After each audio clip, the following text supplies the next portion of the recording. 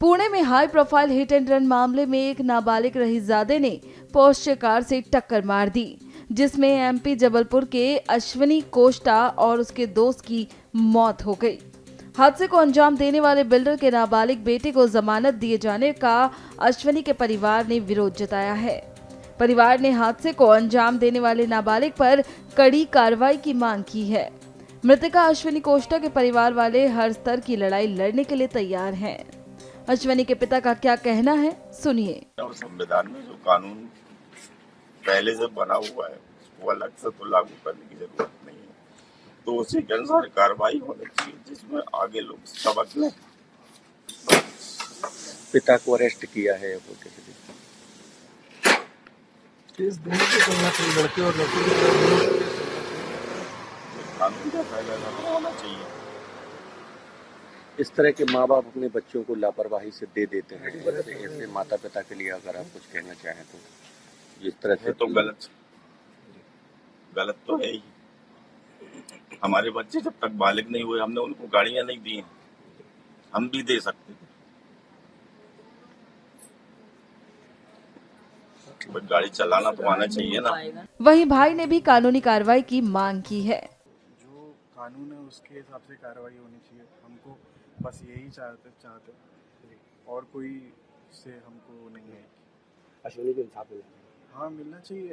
ये बहुत गलत है ना, एक तरीके से।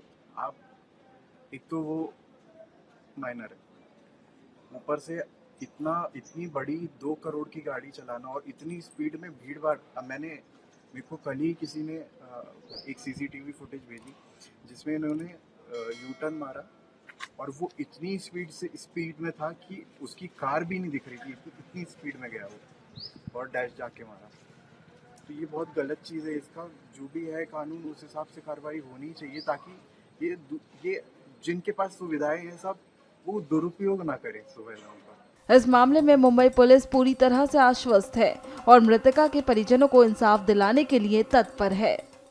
आपको मैं ये बताना चाहूंगा कि बहुत बार इस प्रकार की टिप्पणी की जा रही है कि पुलिस बाद में जागी और पुलिस शुरू से गंभीर नहीं था इस प्रकरण के लिए। मैं ये बताऊं कि ये घटनाक्रम कल सुबह से चालू हुआ है। जिसके पहले की मीडिया या लोगों ने इस इशू को टेकअप किया था, उसके पहले ही पुलिस ने इस प्रकार की कड़क भूमिका अपनाई है। कोई किसी भी इकोनॉमिक स्ट्रेटा का हो, लॉ अपना मार्ग लेगा, रूल ऑफ लॉ प्रिवेल करेगा। हम लीगल मार्ग अपनाएंगे और इस केस में भी अपनाए हैं, आगे भी अपनाते रहेंगे। यही भूमिका हमारी है और हमारी रहेगी। मैं लोगों को विश्वास दिलाना चाहूंगा कि इसमें आरोपी को गंभीर से गंभीर शिक्षा हो, विक्टिम को न्याय मिले, डिसीज के फैमिली को न्याय मिले। इसके लिए हम पूरी तरीके से प्रयत्नशील हैं, प्रयत्न करेंगे। We will leave no stones unturned on this count.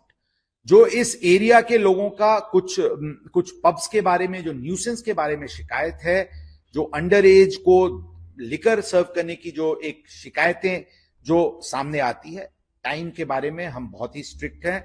130 की जो आउटर गाइडलाइन है वो टोटली पुलिस का मैंडेटेड सब्जेक्ट है और हम पूरी तरीके से इसको इन्फोर्स कर रहे हैं। कल के भी इंसिडेंट में इस प्रावधान का कोई ऐसा वायलेशन हुआ है, ऐसा प्रथम दर्शनी नहीं दिख रहा है।